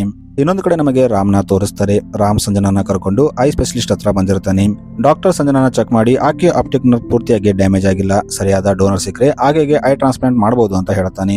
ಇದನ್ನ ಕೇಳಿ ರಾಮ್ ತುಂಬಾ ಖುಷಿ ಆಗ್ತಾನೆ. ಎಷ್ಟೇ ಖರ್ಚಾಗ್ಲಿ ಸಂಜನಾಗೆ ಆಪರೇಷನ್ ಮಾಡಿಸ್ತೀನಿ ಅಂತ ಹೇಳ್ತಾನೆ. ಇನ್ನು ಸ್ವಲ್ಪ ದಿನ ಆದ್ಮೇಲೆ ಇವರು ತಮ್ಮ ಮದುವೆ ತಯಾರಿನ ಸ್ಟಾರ್ಟ್ ಮಾಡ್ತಾರೆ. ಸಂಜನಾ ಮತ್ತು ರಾಮ್ ತುಂಬಾ ಖುಷಿಯಿಂದಿರ್ತಾರೆ. ಮದುವೆ ದಿನದ ಹಿಂದಿನ ರಾತ್ರಿ ಸಂಜನಾ ಮತ್ತು ರಾಮ್ ಒಂದು ಕಡೆ ಕೂತಿರ್ತಾರೆ. ಆಗ ಸಂಜನಾ ರಾಮ್ಗೆ ತನ್ನ ಸ್ಟೋರಿನ ಹೇಳ್ಬೇಕಂತ ಡಿಸೈಡ್ ಮಾಡ್ತಾಳೆ. ಆಕೆ ತನ್ನ ತಂದೆ ತಾಯಿ ಫೋಟೋನ ರಾಮ್ಗೆ ತೋರಿಸಿ ತನಗೆ ಹೇಗೆ ಆಕ್ಸಿಡೆಂಟ್ ಆಯ್ತು, ತನ್ನ ಕಣ್ಣು ಹೇಗೆ ಹೋಯ್ತು ಅಂತ ತನ್ನ ಸ್ಟೋರಿನ ಹೇಳ್ತಿರ್ತಾಳೆ. ಇಲ್ಲಿ ಸಂಜನಾ ತನ್ನ ಸ್ಟೋರಿನ ಹೇಳ್ತಿದ್ದಾಗ ರಾಮ್ಗೆ ಚಕ್ಕರ್ ಬರ್ತಿರುತ್ತೆ. ಆದ್ರೆ ಇದು ಸಂಜನಾಗೆ ಗೊತ್ತಾಗ್ತಿರಲ್ಲ. ಆಕೆ ತನ್ನ ಸ್ಟೋರಿ ಹೇಳೋದ್ರಲ್ಲಿ ಬ್ಯುಸಿ ಆಗಿರ್ತಾಳೆ. ಇನ್ನು ಅದೇ ಟೈಮಲ್ಲಿ ಅಲ್ಲಿಂದ ವಿಷ್ಣು ಹೋಗ್ತಿರ್ತಾನೆ. ಈತ ರಾಮ್ನ ನೋಡ್ತಾನೆ.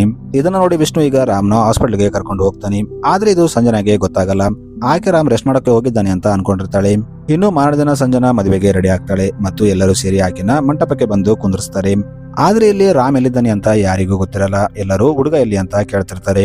ಇನ್ನು ಅದೇ ಟೈಮಲ್ಲಿ ವೀಲ್ ಚೇರ್ ಮೇಲೆ ಒಬ್ಬ ವ್ಯಕ್ತಿ ಬರ್ತಾನೆ. ಎಲ್ಲರೂ ಆತನನ್ನ ರಾಮ್ ಅಂತ ಅನ್ಕೊಂಡಿರ್ತಾರೆ. ಆದ್ರೆ ಆತ ದೀಪಕ್ ಆಗಿರ್ತಾನೆ. ಈತ ಬಂದು ಸಂಜನಾ ಪಕ್ಕದಲ್ಲಿ ಕೂತ್ಕೋತಾನೆ. ಈಗ ಸ್ಟೋರಿ ಫ್ಲಾಶ್ ಬಗ್ಗೆ ಹೋಗುತ್ತೆ. ವಿಷ್ಣು ರಾಮ್ನ ಹಾಸ್ಪಿಟಲ್ಗೆ ಕರ್ಕೊಂಡೋದಾಗ ಏನಾಯ್ತು ಅಂತ ತೋರಿಸ್ತಾರೆ. ಇಲ್ಲಿ ವಿಷ್ಣು ಮೀರಾಗೆ ರಾಮ್ ಕಂಡೀಷನ್ ಬಗ್ಗೆ ಹೇಳಿರ್ತಾನೆ. ಇನ್ನು ಈಗ ರಾಮ್ಗೆ ಎಚ್ಚರಿಕೆ ಆದಾಗ ಅವನು ವಿಷ್ಣುಗೆ, ಅಷ್ಟಕ್ಕೂ ನನಗೆ ಏನಾಗಿದೆ ನಿಜ ಹೇಳು ಅಂತ ಫೋರ್ಸ್ ಮಾಡ್ತಾನೆ. ಆಗ ವಿಷ್ಣುಗೆ ಬೇರೆ ಆಪ್ಷನ್ ಇಲ್ಲದೆ ರಾಮ್ಗೆ ಎಲ್ಲ ನಿಜ ಹೇಳ್ಬಿಡ್ತಾನೆ. ಇದನ್ನ ಕೇಳಿ ರಾಮ್ಗೆ ತುಂಬಾ ಬೇಜಾರಾಗುತ್ತೆ. ಈಗ ತಾನು ಸಂಜನಾ ಜೊತೆ ಪೂರ್ತಿ ಲೈಫ್ ನ ಕಳೆಯೋಕ್ಕಾಗಲ್ಲ ಅಂತ ಅನ್ಕೋತಾನೆ.